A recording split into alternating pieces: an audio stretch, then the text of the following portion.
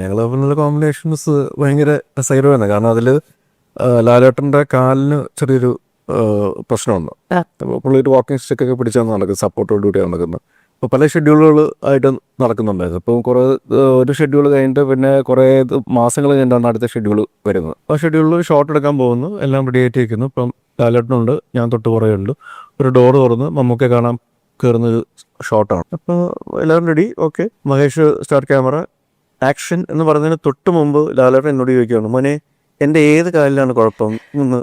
അപ്പം ഞാൻ പറഞ്ഞേ ഇല്ലില്ല ചുമ്മാ ചുമ്മാ ചോദിച്ചാൽ ഓക്കെ എന്നൊക്കെ പറഞ്ഞു പുള്ളി. അപ്പം അങ്ങനെ ഭയങ്കര ലൈറ്ററായിട്ട് സിമ്പിളായിട്ട് ഒരു ഷോട്ടിന് തൊട്ട് മുമ്പ് വരെ നിൽക്കുന്ന ആള്. പക്ഷെ once he's in front of the camera as an actor is a different guy, is that character. പുള്ളിക്ക് കൺഫ്യൂഷൻ ഒന്നും ഉണ്ടായിട്ടല്ല.